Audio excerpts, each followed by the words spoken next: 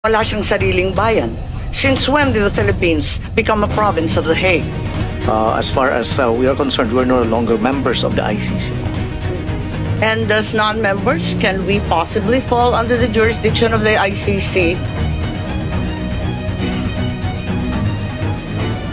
Yes, ma'am, I think, because we, under the... What's the use of signing or ratifying a treaty if it bears no weight?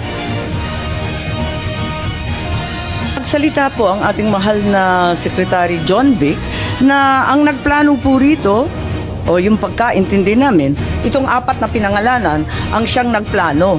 I said it was not me. There were other people in the room, but we did not discuss any plans of any arrest. Oh, really, huh? And was that the plan from the very Yes, from the beginning? very What was, and who was really on top of this? Ikaw ho ba nagplano ng lahat ng ito? Hindi naman. It was a group effort. Secretary Chidoro was there, Secretary Admiral was there too, and the President and I.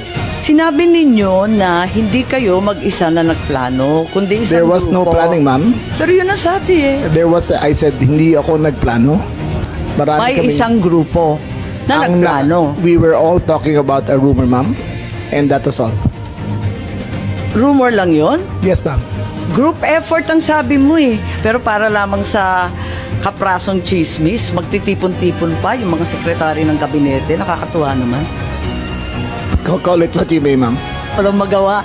The only information we got was the words of the former president in Hong Kong. Sa Hong Kong, Sa Hong Kong, ma'am. na andyan na. Yes, ma'am. Siya pang nauna, hindi kayo. Yes, ma'am. Nakakatuwa, ano? Meron po tinatawag na red diffusion, blue diffusion. May kulay ba ito? Yung pinadala sa atin, anong kulay ng diffusion? Ito po ay wanted person diffusion. So, walang red notice. Hindi po siya red notice because the nature of the diffusion is... Eh bakit si Congressman Arnie Teves may red notice na, hindi pa natin nagagawa ng paraan? hindi ko po masagot. Ma'am, yung kay Arnie Teves, ho,